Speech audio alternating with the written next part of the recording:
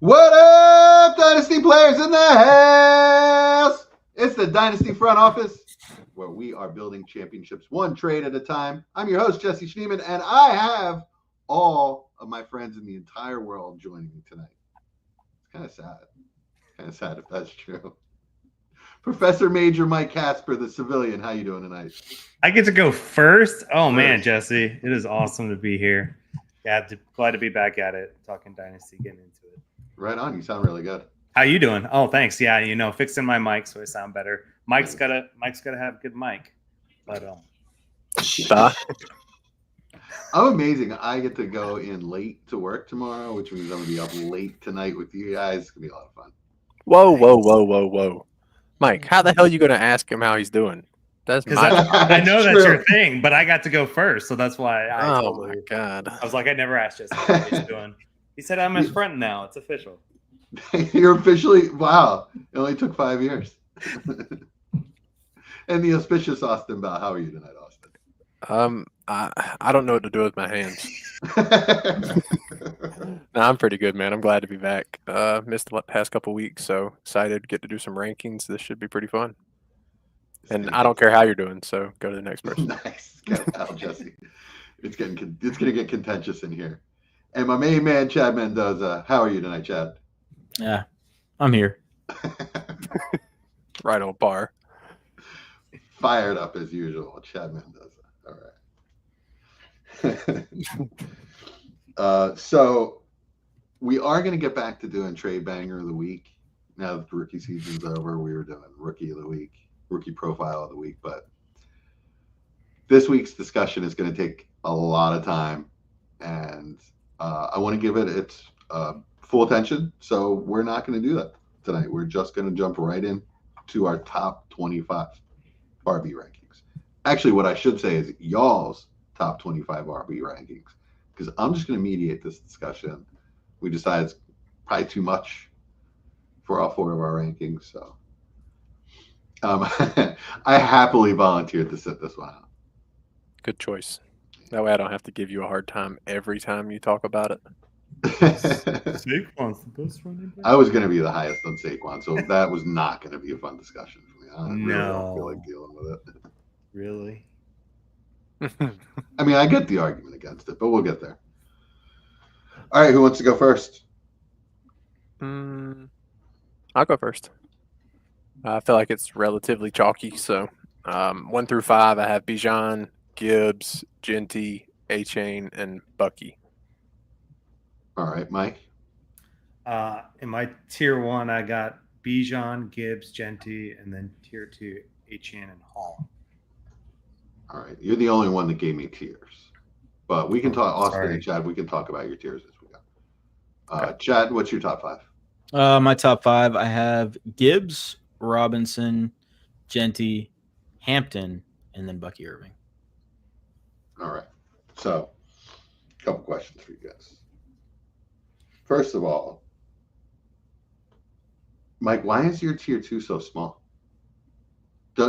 My question, and I'll elaborate a little bit, but like, who were the two that you had in there? A-Chain and Hall. A-Chain and Hall, and you don't think there's any other running backs that are on their level? A lot of it. So the way I kind of tiered it was production and age. Now, granted, Genty is in tier 1 and hasn't done anything yet, but he's probably one of the better prospects we've had in a long time. But like, A-Chain and Hall has finished as top 5 RBs, and there's pretty significant age gap between them and Saquon for my next tier, even though the production is there. So we're talking Dynasty rankings here, right? So but that's why it's so small for me. So a combination of past production and age. Yeah. All right. Chad, you're the only one that had Gibbs number 1 over Bijan. Explain yourself. Yeah, talk to me. Well, I mean, Gibbs has outproduced him. It's as simple as that, and I believe in the talent. I think even with Monty there, what he's been able to do since he's been in the league has been pretty incredible and really, really efficient. Granted, last year I don't know if we're going to see that kind of workload again this year that he got. And maybe we're going to see a little bit of touchdown regression. But I mean, I think the floor is, I mean, top 3 with him. Where Bijan, running back behind him, got a decent contract. Well, we'll see. I'm just if I would have to take one, on one particular roster, that's the only share I could have. I'd rather have Gibbs personally, but it's so close. It's not really much of a discussion to be had about it. Austin, you have Bijan first. How do you rebut what Chad just said? I don't really. I would have them in the same tier by themselves, so I don't really have an issue either way. Probably Bijan for me with the true 3-down role and doesn't have a upper tier running back, we think, battling him. I mean, Algiers a solid running back, and he's going to get his touches. But we know Montgomery will have games where he controls multiple drives in a row, where Algiers never going to do that. So that would be the only difference for me, but I don't have a problem. 1 or 2 there. The size would be the one thing with Gibbs. Is he ever going to get the true workload and be able to hold it consistently? But other than that, I don't have a problem. He's electric as can be.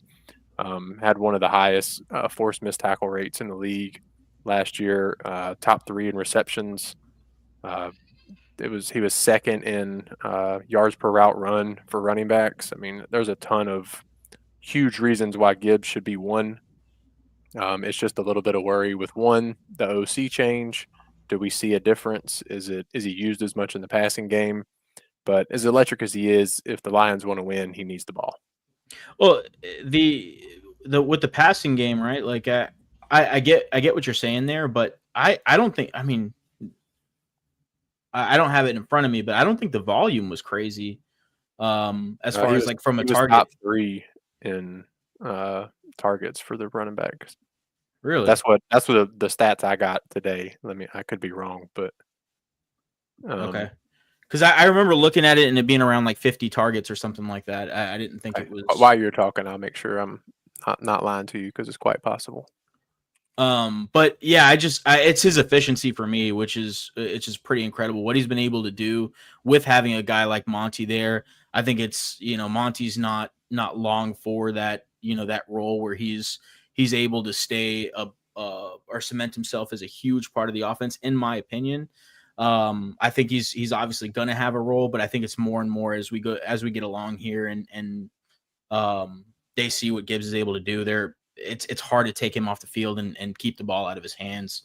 Yeah, I mean, I don't know if we see 250 rushing attempts like we saw last year again, but he doesn't need it, right? Like that was an incredibly efficient RB2 season.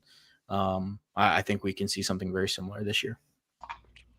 He had 71 targets with 52 catches. Oh, wow. Okay. I'm trying to see where that led for 2024, but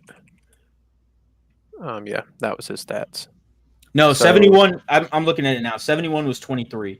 2024, he had 63. Okay. Mike, do you have anything to add? No, I mean, they're 1 and 2. Like at the end of the day, like yeah. I don't know if there's a huge dynasty value difference even between them. Like honestly, if I could go to one or the other and get a second or something like that, I'd probably do it. Yeah, if I could get absolutely. If I think anything on top of the other one. I think we're all like, keep the guy you have kind of situation with these two. For sure. Yeah, exactly. For me, I made rankings too, and when I considered the 2 of those, really, it was what Austin said with the size. That's kind of was like the tiebreaker for me. I don't even think it makes a whole lot of sense, to be honest with you, because then I can just say, well, Gibbs has some of the most elite acceleration that I've seen since like LaDainian or Marshall Faulk, Yeah, Bijan did have the same amount of receptions as Gibbs last year, 52. 1 more target. Had a average 3.55 yards after contact. That's ridiculous. Yeah, again, we're splitting hairs. So what I really want to know in this tier is all 3 of y'all need to defend a rookie that's never taken a single snap in the NFL at 3 overall. Who wants to go first? I guess who doesn't have who does anyone have ahead of him? Is I guess what I'm thinking, right? Like honestly, if Pete Carroll and Gino weren't there, I don't know, and Genty was there, I'd probably have a different story. But like Pete Carroll's going to run the crap out of him. Like I think he's built for it. Yeah, I mean he's a top 10, real NFL draft player. Like, I mean, how is he not going to get as much volume as possible? Now, granted, it's going to be a tough division, but it could be a shootout division too. They're in the AFC West, so again, like it's hard. But after that, I feel like there's lots of questions for lots of other players, whether it's age or actual proven production year after year, injuries, everything like that. Once you get past Bijan and Gibbs, so like Genty, there is, I don't know. I wouldn't know most people that have people ahead of them unless it's in redraft. So. A-Chain or Bucky. Yeah, well, we'll talk about Bucky. Yeah, you don't even like Bucky, huh? I don't like. Yeah, A-Chain would be A-Chain was really close for me. I actually had A-Chain in third initially, and then I thought about if I was in a startup that I would actually take Genty ahead of him, so I flipped it back. The one worry for A-Chain is the small injuries, but man, he is so freaking electric. I had some stats, but when we get to him. I know I had him the highest, so we'll wait a little bit longer when the low man gets to speak on him. So we'll go from there. What? I had him just as high as you did. Who, Bucky? No, okay. A-Chain. Yeah, I mean that's fine. I didn't say I was by myself. I just said I had him the highest. I thought you said you had him well, I did too. Sweet. That's what's up. I mean, okay. I saw Chad had him a couple spots below, so I was going to wait till Chad brought that up before I went into his stats. All right, Chad. Yeah, I mean, talking about Ashton Genty still. Yeah. Yeah, so he's Ashton Genty. I mean, if you watched him, your eyes are going to tell you what's what. And he's just. Yeah, you're not going to tell us anything we haven't heard. Yeah, what we really want to know is why have you proposed marriage to Omari and Hampton? That's a good question. Yeah, I mean, you guys know how much I like Omari and Hampton, regardless of, or I guess in spite of the collegiate decisions that he's made as far as the team he decided to play for. In spite of that, I just think he's an incredibly talented player. And if I was to handpick a situation for him, the Chargers were it. That was the best possible landing spot for me. You're talking about a team in LA that is top 10 in rushing percentage in the NFL last year, and five of the teams ahead of them in rush percentage had rushing quarterbacks. Right? They're at just about 45%.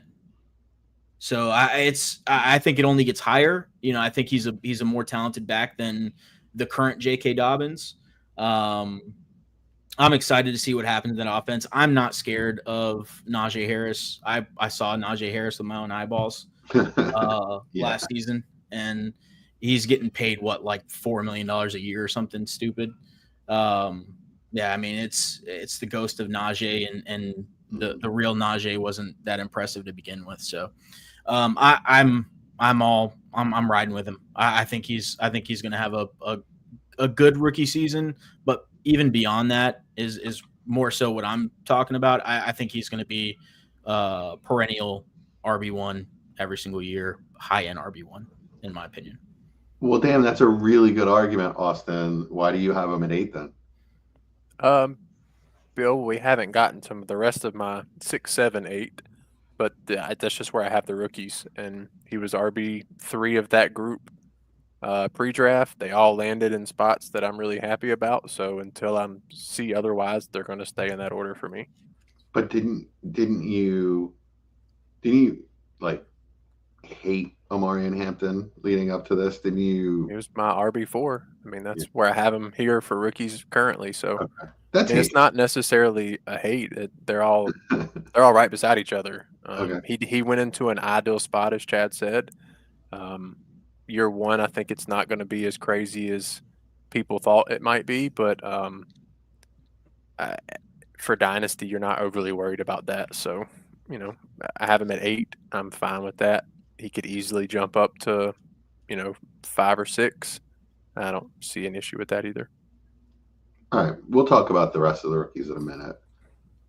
Mike, you're around the same as Austin. I think you have Hampton at 9. Why It's is 8 as well. 8 as well? Okay, why is Chad wrong? Again, this is just a lot of the guys above him that have proven it already. So Okay. I'm not saying I don't like it, right? Or, that I don't think he's going to be great. Like, I think he is. That's why he's in my tier 3. So that's why I had such a small tier 2. He's in my tier 3, and he could absolutely jump up to tier 2 this season. So I'm going to make a case for Jonathan Taylor in this spot. So all you guys are a lot lower on him, but he was a league winner last year. He absolutely went nuts down the stretch. He won me 2 different leagues. He's 25 years old, I believe. So he's still young. He's still in his prime. He's in an offense with a good offensive line and a rushing quarterback, no matter which one they pick. So he's sort of a power back with speed, playing with a rushing quarterback. One of the best situations you can have for a back like him. Don't you think he's going to produce like a top 5 back this year? I've got him at 7, Jesse.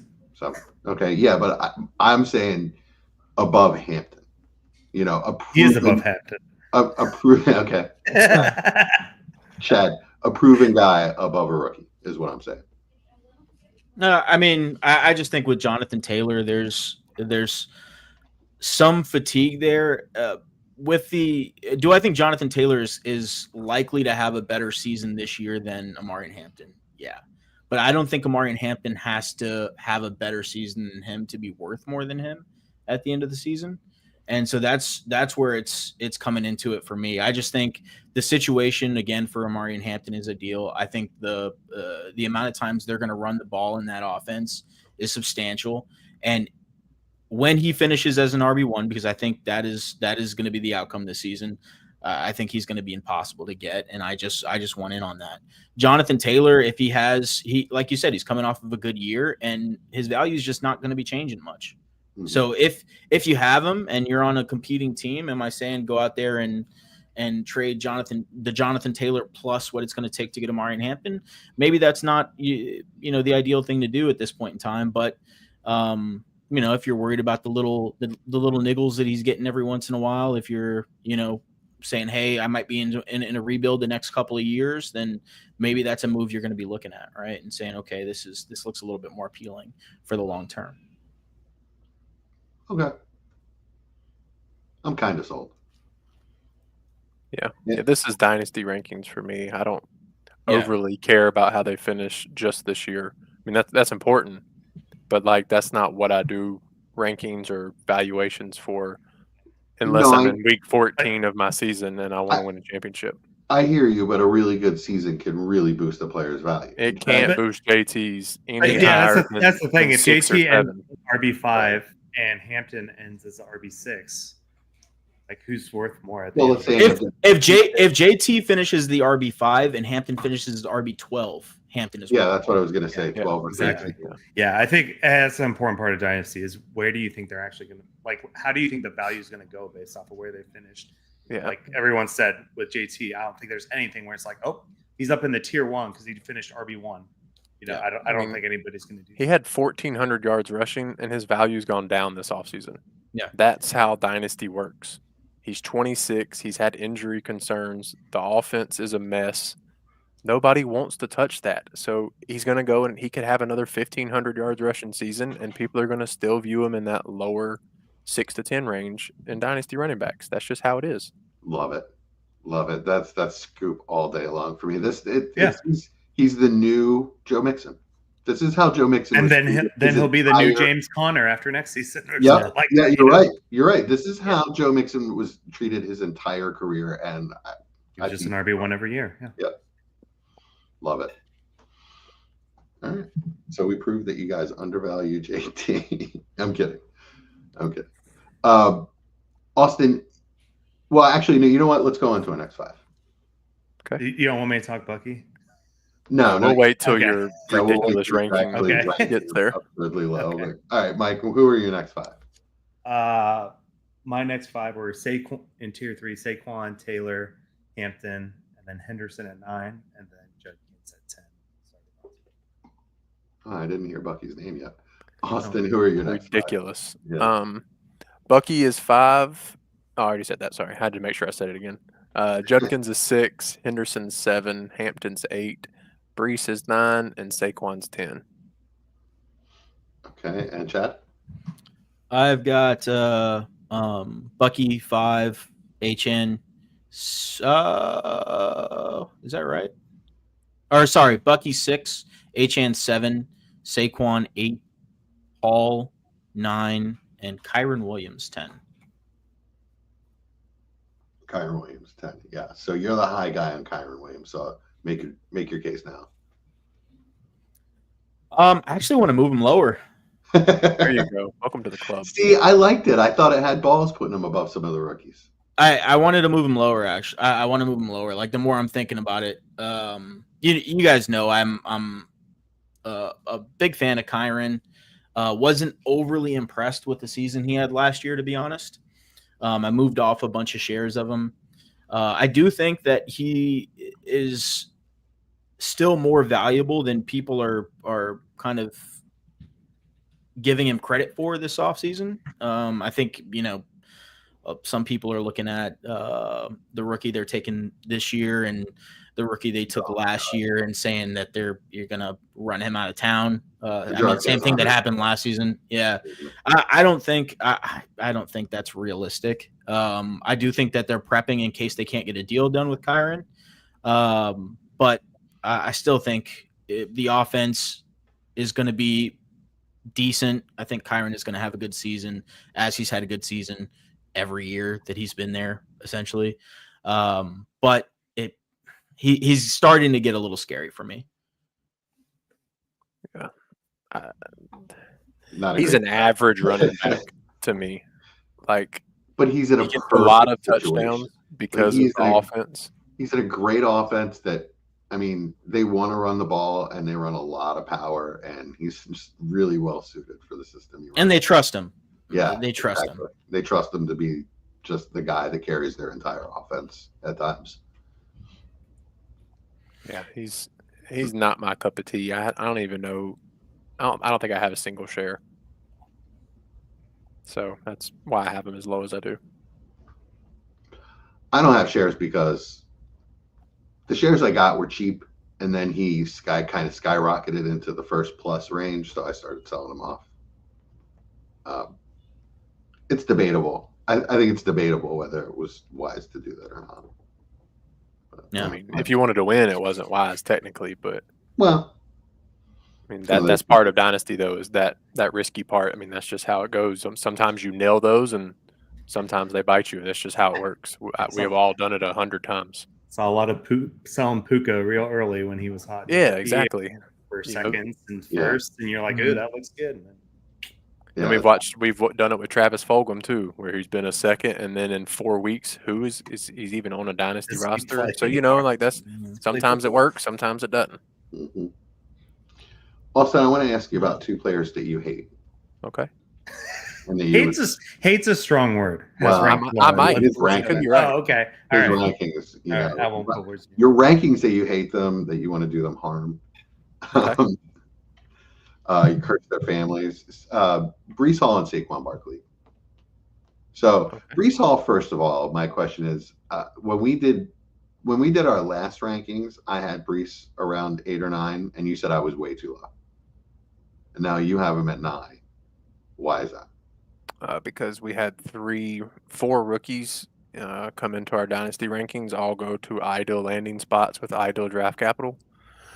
And Brees' situation didn't really improve any. I have a stat for you right here. 62.7% of his yards came after contact. Do you know how many offensive linemen they brought in this offseason? Not enough to make that number league average. 4.2 yards per carry, which is down every single year since he's come in the league. There's just question marks now. I So think whereas I'm sorry. I didn't mean to go cut ahead. you off. Go on. You think Well, you're- just so whereas before he was a top 5 guy, I'm still a Brees fan, but there's becoming more question marks, and he's not getting any younger. 24 going on 25. The that is backfield. very young still. I mean, not for running backs, it's not. We just talked about how JT's 26 and can't gain value. So I mean, it's not.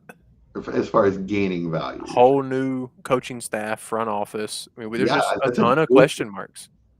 I mean, that's their offensive coaching couldn't have been worse last year. Yeah. From top to bottom, it was insanely bad. So, like, am I going to trust that they had good run blocking schemes? Absolutely not. They have a lot of talent out of their offensive line. You know, an NFL average offensive line coach should be fine. You know, I don't know anything about their offensive line coach, but it's got to be an improvement on the disaster of last year. Now it is the Jets, so it's a fair statement to say it could easily be a disaster again this year. But I don't think so with Aaron Glenn. He feels like they finally got like an adult in the room, which it felt like that was solid too.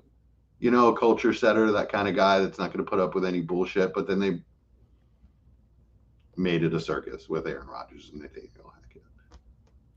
Yeah, I mean, I'm a Brees fan. I have been since he came in the league. It's just to the point now where, for my dynasty valuation, if he doesn't have a good year this year, his value plummets. He has to have a top 10-ish season for him to gain, especially where, I mean, at that dynasty 5-6 range, he has to do top 10 numbers this year, or he plummets out of the top 10 and he's not going to make it back. So for me, that's a little risky. Whereas these rookie guys, as long as they just look somewhat competent, they're not going to lose value going into next year. Chad, rank Brees Hall in terms of value. In terms of talent. Talent? Yeah, versus the other running backs in the NFL. Probably around 5-6. Okay, I agree. I think I probably have him. Yeah, that's probably about right. That's probably about right. Because you have CMC and Barkley, even though they're old as shit. Henry, old as shit, but still talent-wise. And then Gibbs and Bijan. Maybe, now that you're mentioning some of the guys, probably 7.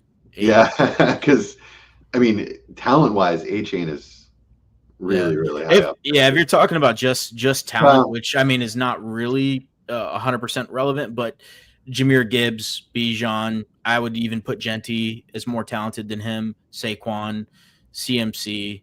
Henry. But that's it for me. Yeah, I don't think Henry. I wouldn't put Henry up there, but Okay. I would, but okay, I understand why not. I would actually argue JT, and I'm not a JT fan, but yeah, running back talent, that man is Mm. phenomenally talented. Yeah. I would have them pretty similar, Hall and JT. Okay. All right, I just kind of wanted to put that in perspective, is all. Like his talent versus his value. Yeah. I wish Dynasty worked that way because I would have some undefeated rosters. But unfortunately, they have to score you points. Yeah, And I that's hear where the rest of that stuff goes in. All right, you sold me on the risk. Sweet. Oh, do Mike- you want Saquon too? Because I'm ready for you there too, my man. I have a whole list. Yeah, Saquon's next, but Mike, are you ready to move Brees Hall down because you have him 5th? Why don't you make your argument? I mean, he finishes RB2. He was RB16 last year in a complete shit show. So, I mean, like I said, the reason why he's in a tier different is because he's got 2 years or has actually produced as a top 3 RB with everyone else who I have behind him. So, Rashad White's been RB4. You want him? well, you're going to find out why I have Bucky so low, and he's part of the reason. Oh, Mike likes Oh, my man's going to turn into Rashad White, truther. Yep. No, I'm not. The stats don't lie from last season. What happened? So, All right, Austin. Have you ever jumped over someone while running backwards? Yeah, In a they were football laying game? down. Yeah, they were laying down. They were laying down. Knocked them on their ass. Yeah. That's right. Now that we've established that Saquon Barkley is a superior athlete to you, why He do is you that. hate his guts? He is that. Only athletics got fantasy points. One, he's 28, going on 29. He'll be 29 during the season. He had 400 and I don't even remember the number of touches last year. How many guys do you know that produce even close to equally in that same tier at that age? I couldn't find one. I tried. Adrian Peterson, He wasn't that old when he did it. LaDainian. Nope. I tried. mean, I tried, man. I wanted to find one because Saquon is an outlier, but so is LT, so is AP, so is Derrick Henry. They all regressed the next year or got severely injured. Praise, knock on wood, that he doesn't. LaDainian They came all did it. really close to 2,000 yards 2 years in a row. Yeah, I mean, so did Henry, but they weren't that old. He's going to be 29, and it just scares me, man. It's terrifying, and every one of us have mentioned Saquon and his injuries at some point, whether they were fluky, whether they weren't. That's a different discussion, but we've all mentioned it. So for me, it's just terrifying. Like one of those injuries even if it is a fluke ankle, high ankle sprain, and he misses 6 weeks. We've seen what it did to CMC, but we didn't know he had tendonitis. His value just instantly plummeted when he wasn't available because that age and running backs, if Saquon gets hurt and him and Judkins are producing within, say Saquon's outscoring him by 5 points per game. Saquon gets hurt. You can't trade Saquon for Judkins at that point. So for me, for my dynasty, that's why they're below. Because if that happens and both players get hurt or vice versa, one player gets hurt, there's just so much more risk. So I just don't like taking that when that age group's there, which is why at the end you're going to kill me over Derrick Henry, and I'll defend that as well. All right, Chad. yeah, I mean, this is to me, Saquon is the definition of an outlier, like everywhere. He's like when you're talking about RB rankings, when you're talking about talent, when you're talking about the kind of player that is going to likely age gracefully. Dude is superhuman. I mean, it's freaky what he is, right?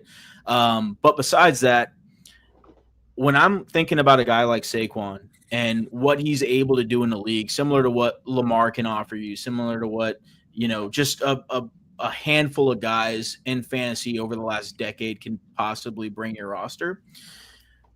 If I'm in a $20 league, a $20 buy-in league or $10 buy-in league or something, sure, right? Like, yeah, let me sell Saquon. Let me go get another guy who I think is going to be a good running back the next 5-6 years.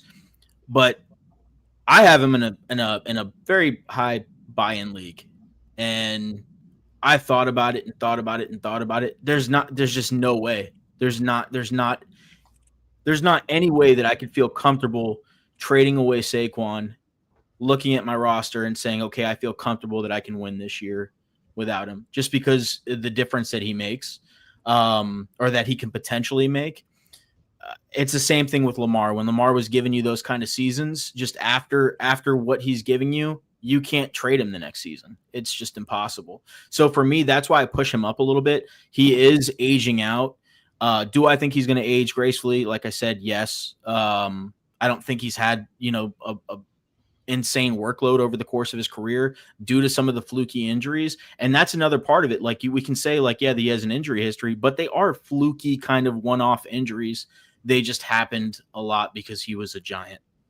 Right. So it just happens to us. Yeah. So I want to hate Saquon just because I don't like him.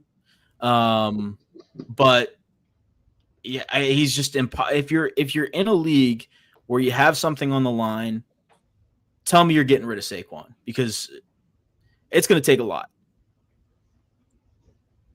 I couldn't agree more. I had him ranked. I mean, both of y'all are going to be biased as can be. We got a Giants and an Eagles fan here. How is that biased? I don't like him. He's like the player I hate Saquon. He's probably the one player in the league where I'm like, no, I wouldn't be happy if he got injured, but I wouldn't sweat it. I wouldn't be like, I wouldn't be worried about him. Man. That's rough. Really rough. I mean, he's in Philly now.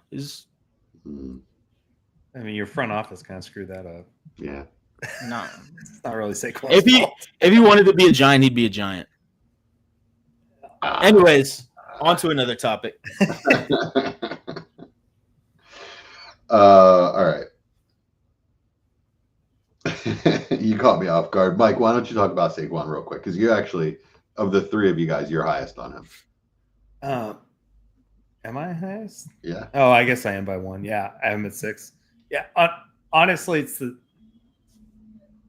production, right? When they finish as the top RB, like, can't really doubt that. I think at the end of the day, we could be looking at Saquon at the end of this season like we do CMC. Obviously injuries are different, however you want to put it, but both elite physical freaks. But again, his value is not going up. But when they've got the potential to be the number, like really good potential, because they've done it before, right? To be the number 1 overall RB. You can't really pass on that. He's going to be the workhorse there on one of the best teams in the league. Jesse, you just said that because you wanted to hear me say the Eagles are good. But yeah. When a player's down weeks at running back is like 15 points. Yeah. Like, you're like, all right, like, what are we doing here? I mean, I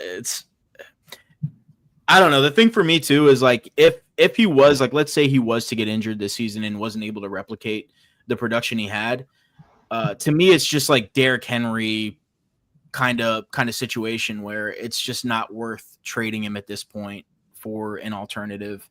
Unless you're just in like a low buying league where you're like, you know what, I want to be competitive every single year for years to come.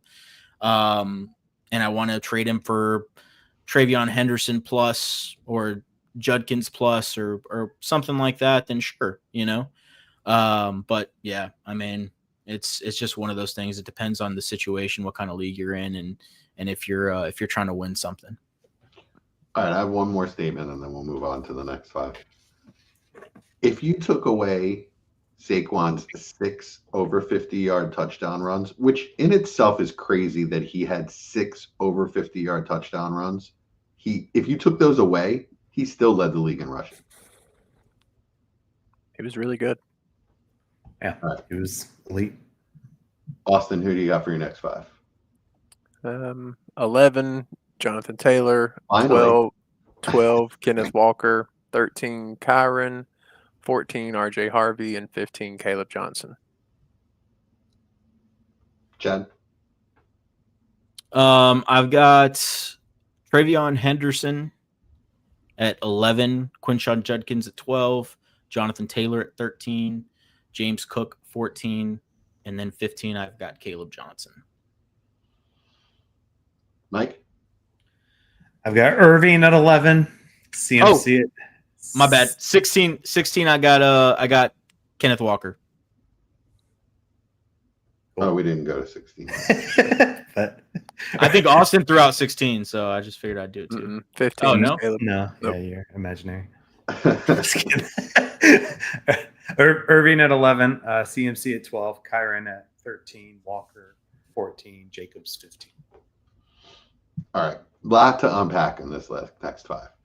So pretty much to a man, except for like Kyron with Chad, even though now he wants to move him down. So pretty much everyone has the rookies of Hampton, Travion Henderson, Quinshon Judkins. Genty's in a tier of his own. We already discussed this. But you have those 3 players over proven RB1-ish types like pick your flavor. We already talked JT, James Cook, which we'll talk about that too because you guys are all low on him. KW. There's other proven running backs in that tier. Kyron, Chase Brown. I guess my question is, are you guys sure that you should be putting these rookie running backs above more proven guys? that whole tier. I know we talked this a little bit, but isn't there a really good chance that, say, Travion Henderson is a third down back, and now you have him ranked above Jonathan Taylor, who is a proven stud? Well, wasn't Gibbs a third down back, and where was he at in Dynasty? Okay. I think it goes back to our just conversation before of where they finish this season and how they can move up and down. Whereas, if Walker, Kyron, or all these guys, there's not a lot for them to move up based on how long they've been in the league. And with these guys, they could go into elite status if granted, again, the whole game is an if game, right? Yeah. But if they crush, they're the ones that can gain the most value. So I think having them at the back end of, a top 10 or something like that, I don't think it's out of this world, especially where they were taking them. Do you agree with all that, Chad, in a startup? It's tough. It's tough because when I'm ranking players, it's not necessarily, would I rather have Jonathan Taylor at his value or one of the rookies at their value, right? It's really just saying, okay, I know what Jonathan Taylor is at this point. I know what the Dynasty community thinks about him. I know what I'll be able to get for him if he was to have a top, a back end top 10 finish or something. His value is really not going up. Whereas these guys, like, let's say Caleb Walker was to finish as RB11, RB10, Kenneth right? Walker. Kenneth Walker. Or Caleb Johnson. Which one? Caleb Johnson, sorry. Let's say Caleb Johnson was to finish as like RB10, RB11, something like that. The value increase from that is substantial, right? And I just think this class is an outlier class. It's a really, really talented running back set of running backs where you're going to have guys that are getting pushed out that maybe are going to be in the top 6, 7, 8 running back finishes. But their time's coming, right? Jonathan Taylor, he might be, what is he, 26? Yeah, 6. Yeah. So next year he's 27. People start seeing that age. It starts to look ugly to a lot of people, and it's hard to move off of him if you need to. So it's all about that flexibility and what these rookies can possibly afford you. Is there a little bit of risk involved in that? Always, but that's the game of Dynasty. 25, 26, 27 are prime years for football players and should be their prime production years. For really good running backs, yes. It does but not they have to scare me be off. really good. Yeah. Sure. Yeah. And all these guys that we're talking about are really good running backs. Chase Brown, Kyron Williams, Kenneth Walker are not really good running backs. They are good NFL running backs. Kenneth Walker is a really good He NFL can't stay healthy. That's part of being an NFL running back. We've seen him be good, not really good. Yeah. We've seen him be really good. No, in a game. We've seen him be really good. We've seen that he is really talented. We have not seen great production, right? And so guys like Jahmyr Gibbs, guys like Bijan, guys like what we think Ashton Genty is going to be, guys like Achane, guys like Saquon, they come out the gate. What you're expecting from this position is you come out the gate and you show what you are and you produce. And if you can't do it, then you're a liability, you're a risk to have on your roster, and you're just going to have to, play with the risk and try to find that fine line to where you're able to compete, but also you're hedging your future. You're not hedging your future, right? So I think it's these guys are talented enough to be in the conversation for where they're currently ranked. Conversation, fine, I agree. If I'm building a team in a startup, I'm going to have a really hard time saying, all right, for my RB1, I want one of these rookies over, we just said JT, or James Cook is staring me in the face. It's tough. Hell no. Mm-mm. Yeah, all right. We haven't gotten to James Cook, so I'm going to stop bringing him up because I know you guys hate him for some reason, want to do him harm for some reason. I don't know. But even Kyron, let's say Kyron, it's going to be hard for me to take like Travion Henderson over Kyron Williams. Really hard, because I know exactly what I'm getting out of Kyron Williams, and it's a RB 5 to 13 season. and Trayvon Henderson, I have no idea. And Chad said it last time we recorded. If a rookie running back does not produce in his first season, he loses value. Yeah. So that's going to be really tough for me to do. But when you're putting that in perspective, you also have to say with a guy like Kyron, if Kyron does not have an RB1 season, his value is gone. Mm-hmm. Like he's the kind of player that just doesn't have that, that backing from the community across the board where you can say, okay, he can afford a down season. Kyron Williams cannot. Mm-hmm. Yeah, if Kyron Williams ends up on a different team than the Rams, let's say they don't work out a contract and he moves on, that's I don't really want any part of that. Yeah. And I think that's what separates the guys like Achane, like Saquon Barkley, like like Brees. Bijan, Jahmyr Gibbs. Those guys can actually know raise about the Brees yet. level on the other Yeah. team. Yeah. Those guys can get hurt. They can have down years, and people are still going to want them the next season. Yeah. Okay.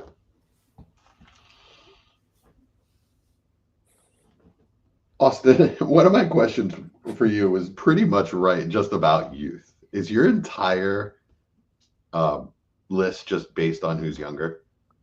No, but for running back, anybody above 25, you better be really good for me to want you. So that's just how I play Dynasty. I'm typically going to take my shots at these young guys and pray that they produce. And if they do, then guess what? I've got a top 8 Dynasty running back. And if they don't, I'll try again next year. Tell Austin plays it with the ladies too, by the way. Appreciate that. He's also but the youngest of us, so that makes sense. Yeah, I don't like older running backs. They've always terrified me, and it's cost me in some leagues, no doubt about it. But I've also gotten better at trying to buy the cheaper ones. So the expensive ones are the guys that I don't like. Like, I don't have a lot of JT shares. I don't have any Saquon shares. And it does cost me on the production side of things. But it's how I play it, and sometimes it works, sometimes it doesn't. Right on. All right, Mike. Here's a question for you. You have Judkins in a lower tier than Omarion Hampton and Travion Henderson, even though you have them close to each other. Just why? Gosh, I thought we were going to talk about Bucky. I've been charging up for Bucky, but okay. Cool. A lot That's of next. So again, like they're right behind each other in the rankings. I guess the only reason I have them in a different tier is for this year, the QB and offense terrifies me. Like I would much rather take Herbert and May over Flacco and 101 Shador, right? Also, too, like I think Ford. I know like a lot of people probably don't like Ford, but I mean Ford has 43 and 64 targets over the last 2 seasons, right? And Judkins never had over 22, I think, in college. So I know Austin's like the resident love of Judkins, but with the offense and not the big pass catching, like, and I love the landing spot. Like I love the offense, but I just don't like it for this year that they don't have a quarterback, in my opinion. And so I think that's going to hurt him unless it's all him. And maybe he can do that. But I don't see that. Yeah, Austin, you have Judkins above Hampton and Henderson. So respond to Mike. I mean, I've reiterated this a lot on the pod, but he's just the best pure running back of those 3 guys for me. Y'all have disagreed every time, and that's okay. But he went to a landing spot where I feel like he can easily see an average of 22 rushing attempts a game, and they still get their other guys involved. And that's what he needs. He's somebody that needs touches. And in Ohio State, he didn't get like many of those because they had Travion. But if you watch his Ole Miss tape, he was better as the game went, time and time again. Get him in there, and by the fourth quarter, teams are like, I got to see this dude again going through the middle. That's just what he does. It's just a good landing spot for me. The quarterback situation does suck, but somebody's going to be back there snapping the ball and handing it to him, and that's really all I care about. And Mike, the Patriots offense and Travion's place in it doesn't scare you? No, because I think he's got more of a pass catching role. I mean, Stevenson, sure, if you want to talk about that, but they also took Travion pretty high and not used him pretty consistently. And Stevenson was re-signed with the previous regime, so I'm not Read a- about Stevenson. I read a really good article about it today. Ramondre Stevenson was statistically the least efficient running back between the tackles or otherwise last year. He was awful last year. Yeah, he was really I can't bad. believe he got an extension. So Travion is obviously going to have a role right away, and has looked like the best player, the best skill position player on offense, from what the beat writers say. And that his path to being a 3-down star is improving on his between the tackles carries. So And staying healthy, right? So yeah. but again, I have them all pretty close, so it's not like that big. It's just Okay. I just found that interesting that you decided to separate the running backs in tiers. Like you had them all right next to each other, and you were like, not with Judkins. I just think about where I'd trade them, where I'd trade down, or how I'd trade up. That's why I like to do it like that. So. Okay. So now you get your time. Why did you put a gypsy curse on Bucky Irving? Okay, so where did Bucky? I'll ask any of you. Where did Bucky finish last year? On the RB13 or something like that. Yeah, so that's why I don't understand why he's a top 5 RB, and I think we're hoping that he's Kyron Williams 2.0. No, God, don't insult him like that.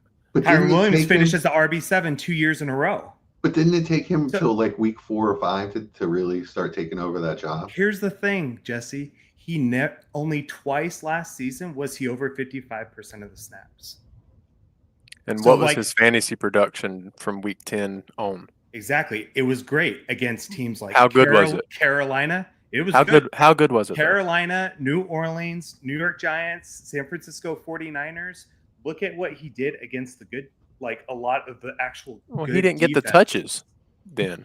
Well, and we can talk about the What do you mean he didn't get the touches? He got 9, 7, 9, 9, 10, 9, 14, 9, 9. Like he's getting touches, and he's close to half of the snap percentage.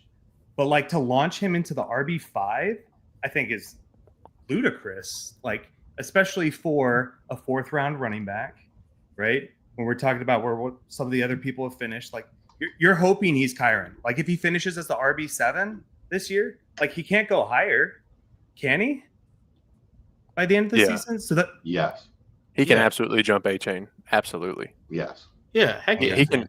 I almost has put a him top- forward, to be honest with you. If he has a top 5 finish, yeah, like in my mind I want to put him 4, but then I look at the other guys and I can't. If you Absolutely. watch Tampa's games, like yeah, I get what you're saying about the snap percentage. When you're looking at it on paper, it looks scary. But when you watch the way Tampa was using him, basically what they were doing was they were bringing in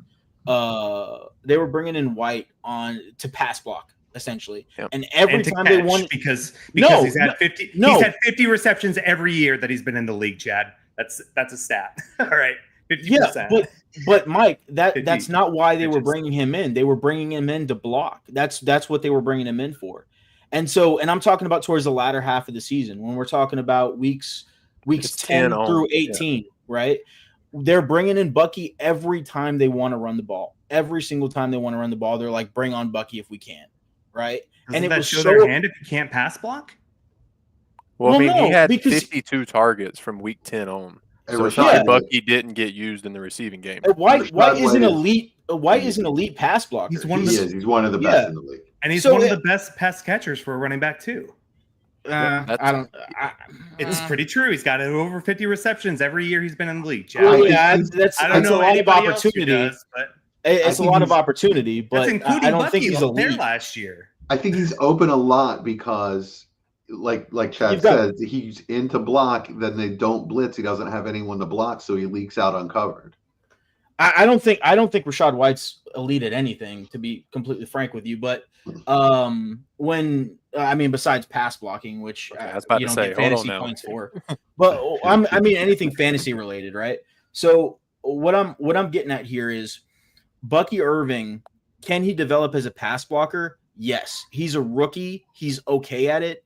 He's not great at it. He's not close to Rachaad White, but that's not enough for Rachaad White to continually stay on the field year after year when Bucky Irving eyeball test looks much, much, much better than he does. Yeah, he's much And better as a everything runner. else. Like all agree to that, like 100%. But like the opportunity comes from being on the field, and he's not on the field as much as you guys both have him as a top 5 RB. I feel like that's if he finished as like a top 10 RB, which So, But do he you would have know? if he was doing from week 10 on. So, do he you know would who have. had the second most 30-yard carries from week 10 on in the league behind Saquon? is it Thank you. Bucky? It's No, Bucky. it's Okay, Mike. for he not has the making you explosive ask plays. George Mike, first. it's So we're just betting on explosive plays and that he can develop as a pass blocker. Like it's not even develop as a pass blocker because he's good at it. It's just betting on He's okay. it's I'm Yeah, not I saying mean- I'm not saying I hate Bucky. I just think top 5 RB startup value is kind of wild for where he finished. I just watched him reality, play football. Neither one of these guys has him top 5, right? Well, no, No, they both do. I have don't they? no, I 5. don't. Oh, you have a 5. Okay. Yeah. Oh, I do. Chad Yeah, has no, I him have at 5. 5. Yeah, Bucky You both has have him him as at- top yeah. 5. Okay. Yeah. Okay. But for me, Bucky Irving is a very, very, very talented football player. I think the volume only increases this season. I think what he was able to do with the low snap percentage, because I mean, it tells you they want to use him, right? When he's only getting on the field 50% of the time and is still getting 15 to 20 carries a game, they want to use him. They're just trying to find out, hey, how can we use him and still be as proficient as we can as an offense. They're going to continue to develop him. They want him to be a mainstay. They want him to be a focal point. That's what I want to see from a dynasty player. I saw the talent. I think it's high end. That's where I'm at. He sees it and hits it so fast and so hard. He is at the 3rd level before you can even blink. He gives defenses problems, and also because they have such a good offensive line. I mean, it's impressive to watch. It really is. I'm not saying he's not good, and I'm not saying I just think RB5 is too high. If RB, I think I he's mean, a better still an James RB1 Cook. for me. That's had- how So I absolutely, I'd take Bucky over James Cook. No, I think he's a better version of James Cook. I think that's what we're going to see.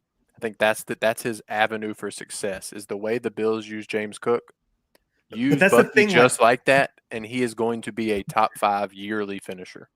Like you have Gibbs too, and he's also a guy that's not on the field all the time because Montgomery comes in. Yeah, 62% snap share, even with Monty But out last he year. was an elite scorer like last year. So like, I understand, but and so was Bucky once he got the chance. here's the thing too, like late round running backs don't last in fantasy or in football, to be frank. Like who besides, like, you've got 1 year of Tyrone Tracy, you got Kyron, right, which RB7, but with, Aaron like, Jones. we all hate Kyron, right? Aaron Jones was like a 5th round pick. Eckler, UDFA, Terrell Davis, but like who else Yeah. was sustained like year after year, especially when that second contract comes up? That was a late round. Who was One- the guy after Terrell Davis? That's Mike. what scares the crap out of me. Mike. Well, the Broncos, like Mike Shanahan, doesn't. We can't put him in the conversation here because he can make anyone a 1,500-yard rusher. Yeah, back Mike, in the your early point's 2000s. fair, but That's what scares me from a dynasty perspective. Let me That's what I'm counteract that a little bit. Is the NFL has changed considerably how they view running backs. So we really only have maybe honestly, probably a half decade of data to go off of for these guys. Whereas, for almost a decade, or 2 decades, we saw running backs go 1st, 2nd, 3rd round consistently. Whereas now you're not seeing that unless they have the elite talent with production in college. We're seeing a lot of 1st and 2nd. now. Exactly. That's what I'm saying. Okay. Unless it's the elite talent and production. So and still we only saw 6 in this ridiculous class go in day 2, day 1 or 2. But Because that's why the Bucky scares the NFL hell out of me. because the NFL doesn't value them that way, so they have to prove it on the NFL field for the team. Just like Chuba Hubbard, whether it's a smart contract or not, 4th round pick, proved himself, got a 2nd contract with the team, is going to be there for another year or 2 safe. I mean, that's the avenue you're hoping for Bucky, except for I think he's considerably better than Chuba. I think I do too. To be fair, Yes. I think again, I like think I don't have occasionally- a problem with Bucky. I just have a problem with the top 5 Dynasty RB ranking. It scares the hell out of me. Yeah, like Bucky is not the rule, right? I think there's a couple of really good points you made, Mike. One of them being, that we don't see it a lot, right? With the low draft capital running backs coming in and having sustained success, and that equating to high value, right? But occasionally you do see guys like Aaron Jones come in where you just see it. You're like, hey, these guys are it. Aaron Jones, drafted in like the 6th round or something like that. Yeah, I think it was six, yeah. But Okay. you could see it day one, and you're like, Yeah. okay, this guy is a talent. This guy is going to be here, right? I think the reason why Bucky is thought of so highly in the community because everybody can see it universally, what he's doing on the field. And I think the fact that everybody can see it and he is being ranked so high, I think that is that is showing that he's an outlier, right? It is that people are pushing him up, even though nobody really loved him as a prospect. Everybody's saying, you know what, we were wrong. Like, this guy is good. Where you have guys like Tyrone Tracy, where I love Tyrone Tracy. I think he's a talented player. He's not as good as Bucky Irving, and you can see it, right? So their seasons weren't incredibly different. It's not like Bucky Irving had an incredible season, right? He just looked really, really, really good. And see, and that's where like part of my like fantasy stuff I would say falls short. I will never call myself a scout, and I will never say like I am a great film watcher and a great evaluation of talent, because number one, I'm not saying like I don't put in time for what I do for fantasy football, right?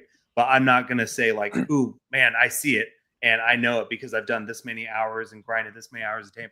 I don't do that. I like to see points, stats, all those kinds of things because that's at the end of the day, that's what fantasy football is. So I don't like to bring other biases into it because I feel like it screws me up. Now, that's a personal thing for me. So that's fine. And that's why I have him so low. But I would never look at Bucky and be like, oh man, he's so amazing, because I can see this. Like, obviously you can see talent like Saquon and stuff like that. But just year in, year out, I'm not like, oh man, I can really tell. And I really know what I'm talking about. Film versus analytics. Yeah. So, Well, you mentioned him playing the crappy Panthers twice. So I did get to watch both of those games, and he made the defense look as bad as anyone else in the league the whole season.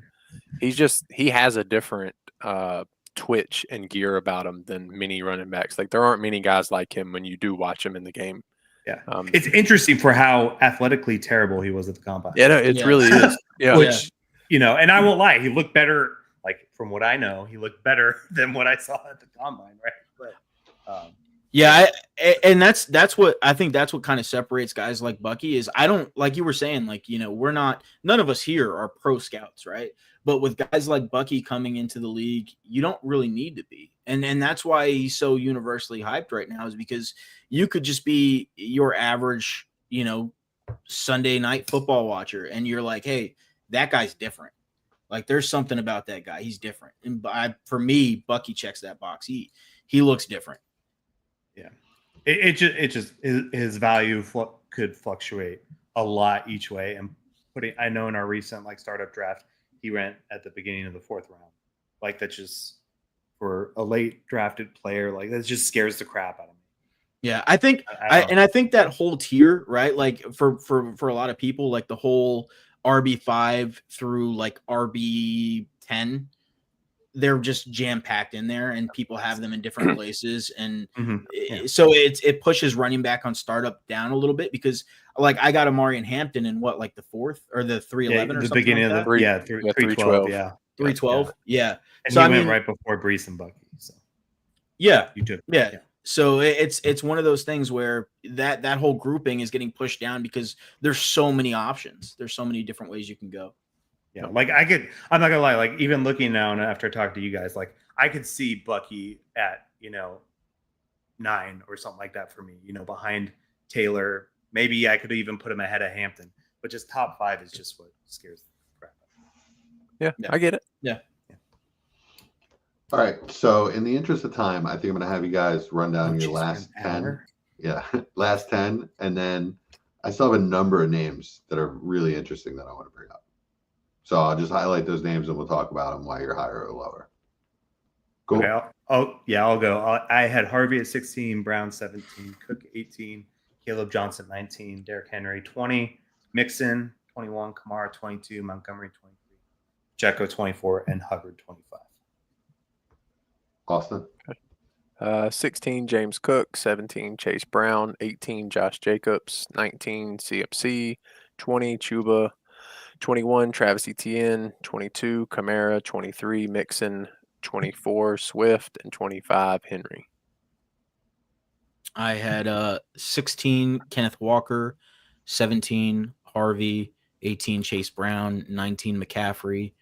I'm all messed up on this screen. Sorry.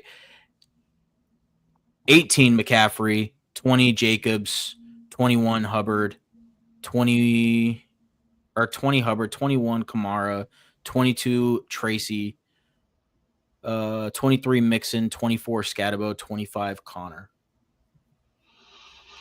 All right. So, number of things going on here. Mike, we just had you defend Bucky, so maybe we'll get to the CMC later. Since I just want to know. I can do it really short, right? Okay, go for it. 5 seasons he finishes an RB1, right? 4 of those seasons he was top 3. Again, 3 injury plague seasons. He's a year away, and he has done everything this offseason, like even though he didn't have to as a veteran, because he wants to be out there and be as healthy and ready as he can. Again, he is the biggest risk you probably have at running back.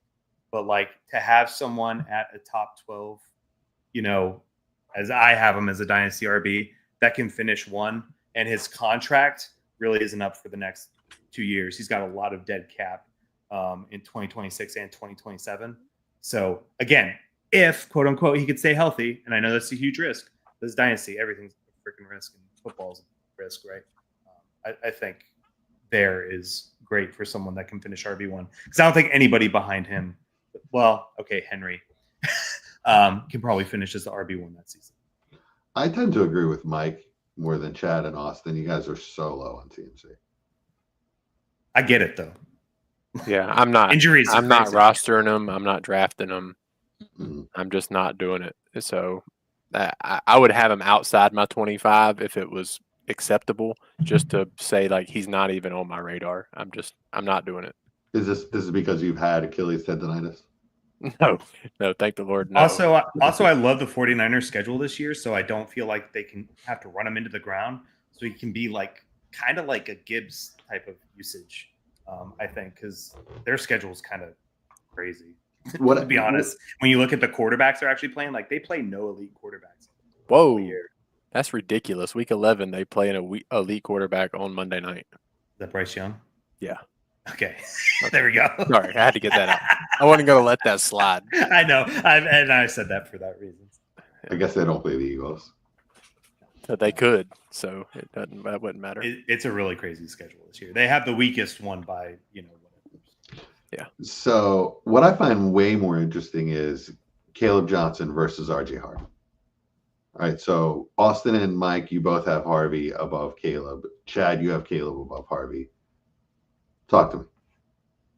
Well, they're back to back to me, so there's nothing for me to discuss. I just put them there. Too much. I keep hearing the stat of like Sean Payton receptions to running backs is like top 5 or top 6, like for years and years and years and years. And again, I know Dobbins is there now, so like maybe he cuts into that a little bit.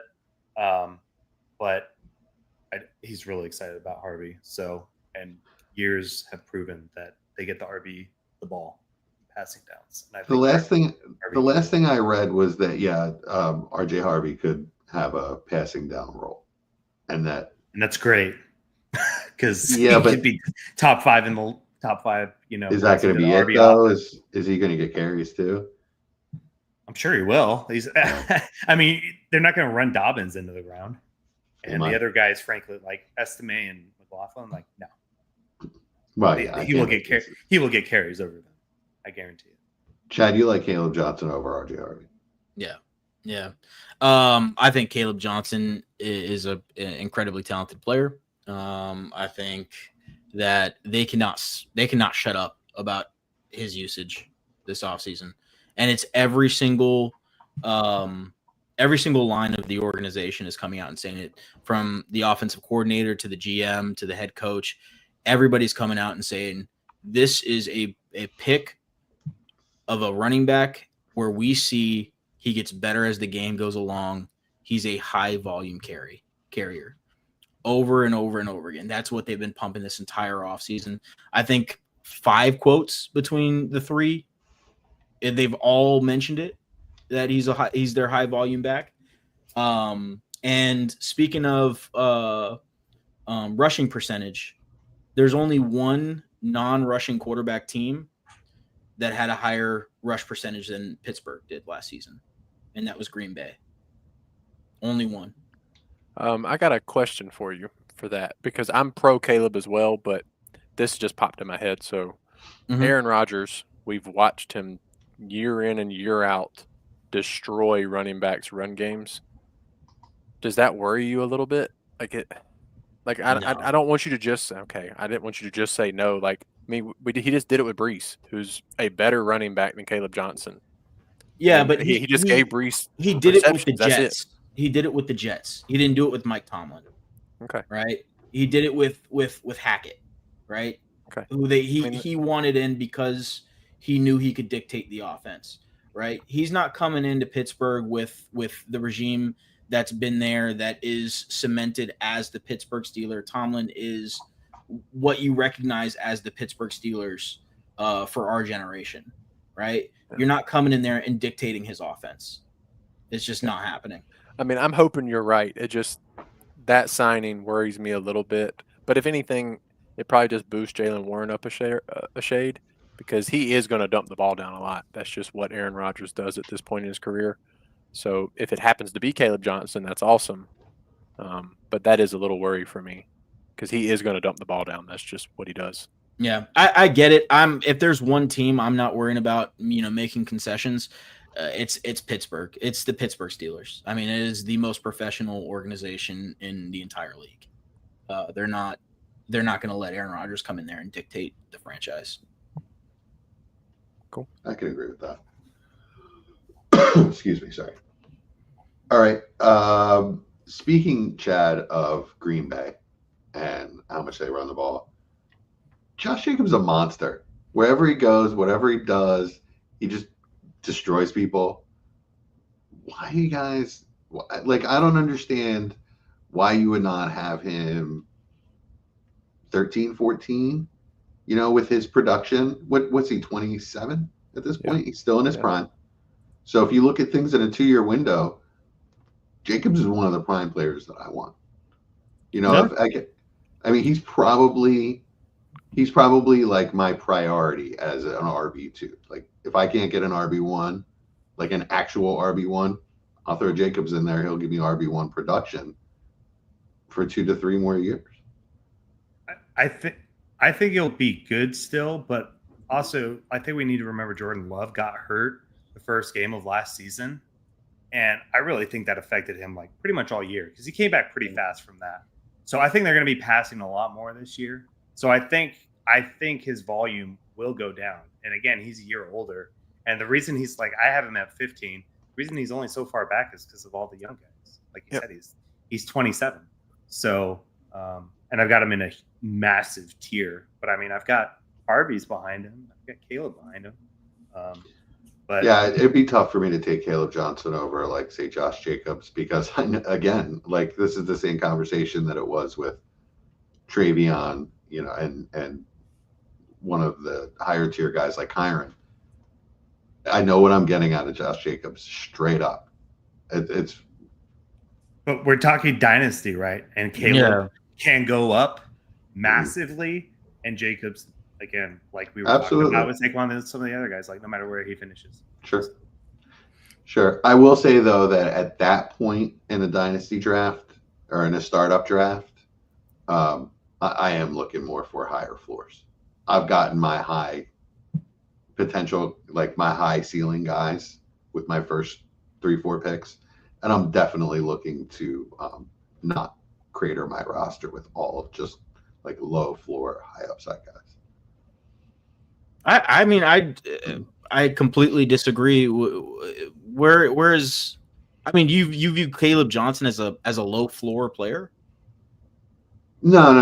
I just kind of trailed off into like a just a general thought. Okay, But no. because what I'm You muted yourself, Oh, Chad. Jesse muted him. He said you ain't He talking. said you ain't saying nothing. Done. Caleb Johnson, right, in a very strong RB. Oh, you're You cutting good. out, Chad. You're cutting Something's out, going Chad. on with your mic. There you are, buddy. Oh, Oh, no. We better move on. He loves Caleb Johnson. Caleb Hates Johnson's Josh gonna be Jacobs. That's the great. story. Yeah. I will say, efficiency wise, Josh Jacobs wasn't that great. Like rush success. So basically, what is you're expected to get on a specific rush? He was bottom half of the league, which I thought was kind of a surprise when you saw almost 1,400 yards. You know, Yeah, you expect that for- kind of player to be consistently successful. But I mean, he was below 40% success rate, which almost none of the other top 15 running backs in the league were.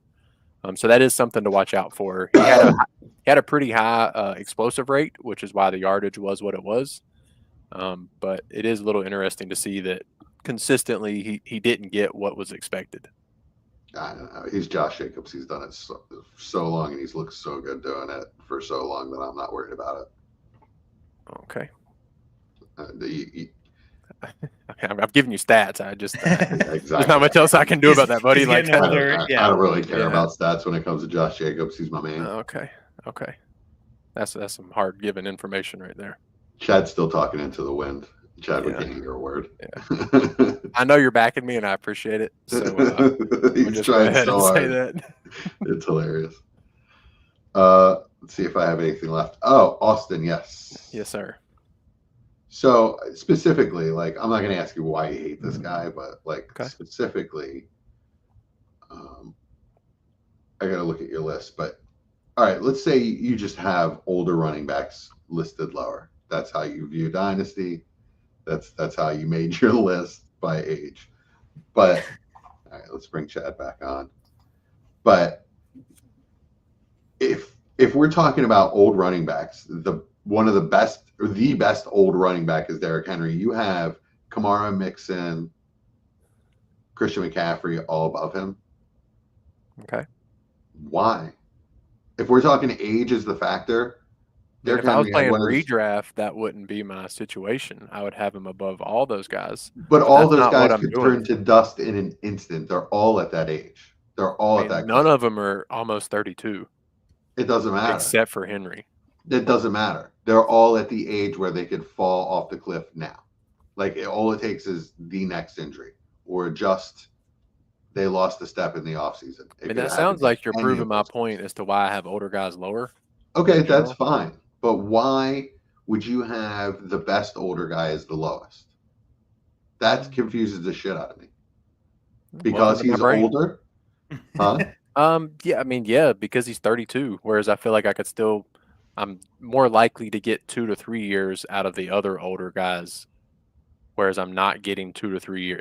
If Henry produces the same level he did last year or this year, he's going to be one of the biggest exceptions in NFL history. I mean, it's just that simple. So, yeah, but he already has been his entire career, and that's good. And maybe he'll do it again, and I could be wrong, and that's okay. But that's just how I view it. He's going to have to be the exception of the NFL ever to give me my dynasty production back. I just think that you're underselling the fact that mixing Kamara and I guess not really McCaffrey, but definitely mixing 27, going on 28. Like is he? Yeah, God, he just seems that's 30 completely different than 31 going on 32. All right, Kamara's 29. Okay, and he's a receiving back. I feel much better about that than I do a guy who has to run through people and then pass people. I will give him that to get his production. So that's just my thing. I initially had him below Tracy and Scatabo, but I just couldn't decide which guy from the Giants that I would want, so I popped him ahead of them. That's all I got, guys. We're at hour 20, I think we should call it. I got something for y'all. Oh, yeah. Why does nobody have Travis Etienne in their top 25? That is ridiculous. He had extremely low efficiency season. Now you care about efficiency. That is crazy. He got to the point. He got to the point where they couldn't even give him the ball. It was one of the ugliest things to watch in the NFL. He was bad last year. I'm not. He was just bad. Their whole team was just bad. I mean, it wasn't just bad. He was awful. He was awful. He was one of the worst starting running backs in the league last year. Yeah. He's not gotten a ton of votes of confidence from the new coaching staff. I mean, I saw one report that was basically like he's the number one by default because the other guys have worse problems than he has. I mean, but Cohen came out and said that he didn't understand what they did with him last year and why he wasn't getting the touches. I heard that like the second week he was in there. Who said that? Cohen. Maybe it's because it was the second week he was in there because I watched him. I knew why they didn't give him the touches. I mean, none of the other guys. I mean, Bigsby looked better than he did his rookie year because Bigsby was like the worst running back in the league his rookie year. But he also had fun. I have 0 shares of Bigsby. I don't think he's a very good player. He was better than Etienne last year. I agree. And neither one of them were good, but I mean, Etienne was just really, really, really bad. It's hard to come off of that. Like I have seen Etienne be a good player, right? But it's hard coming off of watching what he did last season and saying, okay, well, that's just a season-long fluke, right? Like he was that bad to where it just kind of changes your perspective on the player. He's going to have to come out and be at least okay. Well, I mean, to push him up. I would say we all drastically changed how we viewed him last year. I would assume all 4 of us had him inside the top 10 last year. I mean, he was coming off a top 5 finish, so I would hope so. Yeah. I don't remember. I mean, I would assume so. So I'm the highest at 21, but to nobody has him at 25. I think the next 27 or 26 is the next one. Like that's probably where I'd have him. That's a crazy drop to me. Like having, no offense, Chad, but having Cam Scatabo above him feels kind of crazy. Like we don't even know he's the starter. Like I don't know that Etienne's the starter. Like Etienne's the starter either. Yeah, I guess so. I don't agree, but I guess at least I've seen like the coaching staff rave about Scatabo, and I think that's a coin flip. I think Etienne's a coin flip too. I just say give me the rookie, but I mean I don't know. Like in this range, it's just like whatever. Like anything can happen. I just Etienne like it. Right. It's he was so bad. I have him in a range where he could jump up and be an RB2. You know what I mean? Like I think I have 27. So I think Tyrone Tracy's got a better chance of being an RB2 this year. But yeah. I mean, I have him right ahead of him. I have him right on the I don't love Pollard, but I mean I have Scatabo at 31. So that. Yeah, I was looking through that and I thought that was pretty interesting. That's an extreme drop for dynasty value in 12 months. It's just I just wish he looked like okay, like or even just bad. Like he looked awful, and it just I mean I don't know. Like it's the weirdest thing. Yeah, what Dave said, I've tried. Dave brought up any of y'all got any ETN shares for a 26-second? I've tried that. I tried it with Dave, actually. He had ETN in the league, and I sent a second, and he was like, nah, I'll hold, thank you. Dave, I have tons of ATN shares. We're in tons of leagues together. Let's talk. I think I would cash out on that. I think I would too, depending on unless it was like a team I thought would be winning it or something next season. If it's a mid or early second, I'm taking. It's around what I paid for him anyway 2 off seasons ago, so I'm happy cashing out at this point on it. You know, I may have paid like second and third, but it wasn't that much, so I'm good with that. All right, I think that's running back. Anybody got anything else? Chad, did you want to finish your Caleb Johnson thought since we heard none of it? I don't even remember what I was saying. Okay. Something Caleb Johnson a lot. No, I was just saying for me, like if I'm doing a startup and I'm looking at these running backs in a really good running back class, especially coming off of the one that we had last year. I'm loading up on these guys if I can, and especially the ones I'm getting at value. Like I'd rather have Caleb Johnson at his value than Ashton Genty at his value, personally.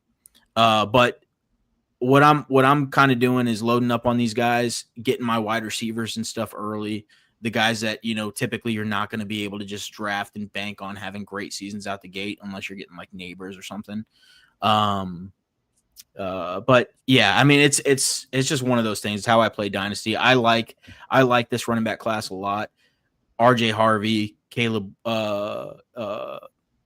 Johnson,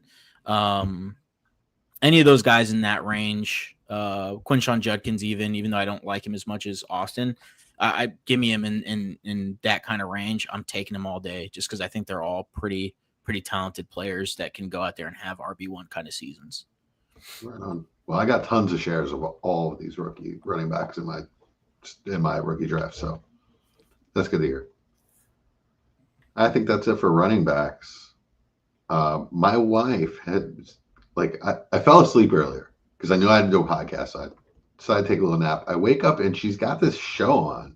It's called Evil. It's really not a movie, or is it? No, it's a show. Oh. It's really not that evil. It's pretty mild for the most part, but it's like these people that go around and debunk like possessions and different like supernatural, like ghost hunters and stupid shit like that.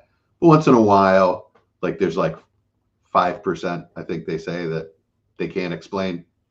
So I was started to get into it a little bit. It started to suck me in. And then I realized it's a CBS show. And I just don't watch, but it's on Netflix, but I just don't watch network TV because it's so bad normally. But this one's okay. But what you have to watch is Trainwreck, the crack smoking Toronto mayor documentary. So my lady was watching that this morning. Wow. It's so good. I'm telling you, that guy is nuts.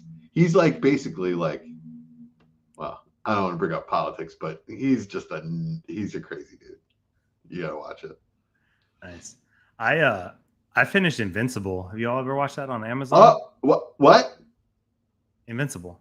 With Marky Mark? What? No, that's a TV show he's talking about, not the I'm movie. talking about a TV show. I thought you were talking about Vince Papale. You were speaking my language. That's for a a great minute. movie. He's not going to bring up the I'm talking evil, I about promise. the TV show. I really like it. So it's kind of like The Boys, except it's animated. And honestly, I think I like Invincible better than The Boys. That might be hot takey too, but I really like the storyline and how they expanded it and stuff. It's really cool, and you got some really good voice actors, like good actors that do the voices for them. But like, it's very gory, lots of cussing, but at the same time, it's like superheroes in our world kind of a thing. Like it wouldn't be how it is for like every Marvel movie. They're just I'll check it out. Great folks, but it's good. It's on Amazon, so 3 Love The seasons Boys. or something like that. Right on. Me and my lady been watching Animal Kingdom. I'd never watched any of it. We're on like season 4 now. It's enjoyable. It's entertaining. It's pretty Disney? crazy. I don't know what it is. No, it's not Disney. Oh. Far from that. I thought it was like documentary Animal Kingdom. No. It's far from that. It's a drug and theft show about a family that's runs a little small town in California. It's pretty crazy, to be honest with you. It's not family friendly, just the FYI, but it is really enjoyable. No, Disney Nice. show. Nice. Nice. Neither is the crack smoking Toronto mayor, by the way. Oh, shocker. Okay. Chad, anything good? Yeah, so I've been watching with my kid. We've been watching the Friendly Neighborhood Spider-Man. I think it show that came out this year on Disney Plus. It's like they basically remade the animated show. And Which it's all animated in I don't know. It's the Anyways, original, I think. I yeah. like the original, yeah. Oh, Yeah, like and Spider-Man it's and in His like Amazing Friends? it's like in a comic book art style. It's really cool. It's really cool. Yeah. I think it's similar. I think they it's like a show version, definitely not as extreme of the Into the Spider-Verse kind of themes they did. I think they saw how the reception on that went and tried to do a show. But it's a more low key, but it's really good. Really good. I'll have to check that out as well. I mean, Spider-Man and His Amazing Friends is one of my favorite cartoons of all time. The one with Iceman and Firestorm. They made up an X-Men for that to join them, but that was a great show. Yeah, they redid like the Osborns. They redesigned Tombstone. Like it's really cool. Nice. Yeah, and actually, the Spider-Man cartoons from like the '90s, whatever that series was really good too. Yeah. Yeah. Yeah, They redid X-Men 97. They redid in the that was good. And that was the really continuation good. Of that was amazing. That was really good. This is along the same line. This is along along that same line. Right on. Yeah, I can't wait for the next set of those X-Men to come out. That was at the time in the '90s when that show came out was my all-time favorite, probably my all-time favorite TV show. I was Gambit. I was throwing playing cards all over the place. Yeah, Gambit was awesome. That was my best friend. That was my jam. Swore he was Gambit. You remember Wolverine actually had an Australian accent for like the first show or two. Mm-hmm. They changed it. All right, guys. I guess that's it. Anything else? No. That's all. All right, man. We gave advice on everything in the entire world tonight. How can you go wrong? That's what we do. We're awesome. Yeah, word. This has been the front office. Peace.